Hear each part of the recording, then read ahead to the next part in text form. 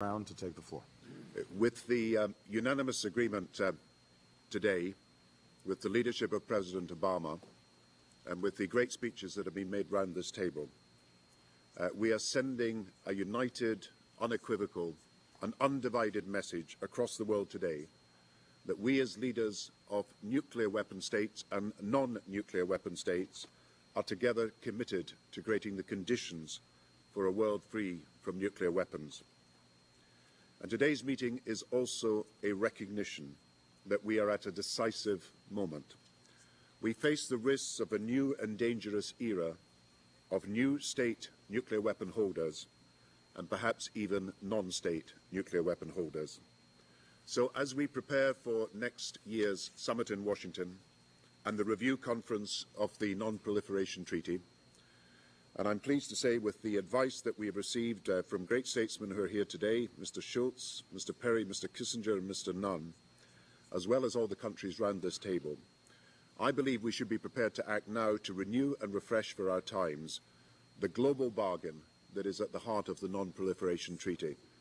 It's a bargain under which we affirm the rights and responsibilities of those countries which forgo nuclear weapons, and it's a bargain under which there are tough responsibilities to be discharged by nuclear weapon states. And I think there are three elements to the renewal of the Non-Proliferation Treaty. First, we have to be clear that civil nuclear power remains an essential part of any solution to the challenges of climate change and energy security, that means that access to this affordable, safe and dependable energy source must be expanded. And as we have heard from Africa today, we should be prepared to offer access to civil nuclear power to non-nuclear weapon states. In doing so, I believe we must, as an international community, be completely confident that we are able to ensure effective mechanisms for multilateral control of the entire fuel cycle, safeguarding fissile material, preventing proliferation, with tough and immediate sanctions for those who break the rules.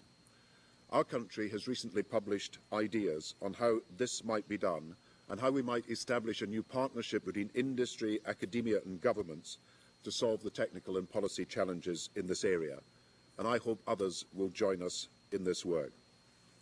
And second, accompanied with access of non-nuclear power states to civil nuclear power, we must strengthen the non-proliferation regime. For increased access to civil nuclear power must not mean increased risk of further proliferation of nuclear weapons. I believe the lesson of recent months is we cannot stand by when Iran and North Korea reject the opportunities of peaceful civil nuclear power and instead take steps to develop nuclear weapons in a way that threatens regional peace and security.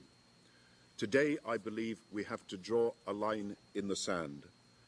Iran must not allow its actions to prevent the international community from moving forward to a more peaceful era.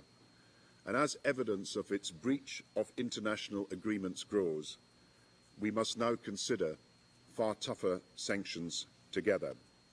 I believe that in future, the onus of proof must be on those who breach the Non-Proliferation Treaty, and we must give the International Atomic Energy Authority the resources it requires to meet and discharge its responsibilities. I hope we can also make more progress on securing entry into force of the Comprehensive Test Ban Treaty and make real advances on a fissile material cut-off treaty. And we must make collective action together to enhance nuclear security globally to ensure terrorist groups cannot get access to nuclear materials. And I warmly welcome President Obama's initiative to hold a summit on nuclear security next year.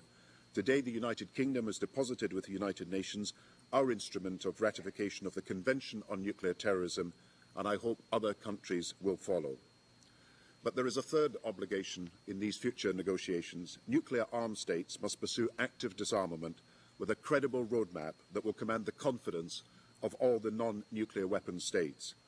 We should commit to making irreversible the steps on disarmament we've already taken.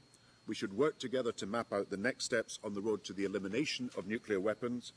Credibility is the key, and the International Atomic Energy Authority already undertakes detailed inspection. We need to be more transparent if we are rapidly and verifiably to reduce nuclear weapons globally. Now, the United Kingdom has already taken some major steps towards disarmament, reducing by 75% the explosive power of our stockpile. France has made important progress too, and of course the United States and Russia have made strong progress in negotiating a New START treaty.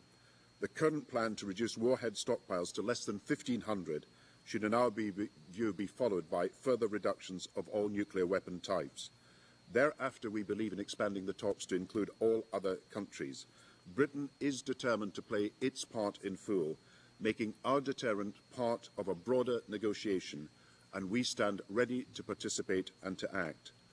And I pledge today that the United Kingdom will retain only the absolute minimum credible and continuing nuclear deterrent capability. And as a demonstration of that pledge, I can say that today, subject to technical analysis and to progress in multilateral negotiations, my aim is that when the next class of submarines enters service in the mid-2020s, our fleet should be reduced from 4 boats to 3.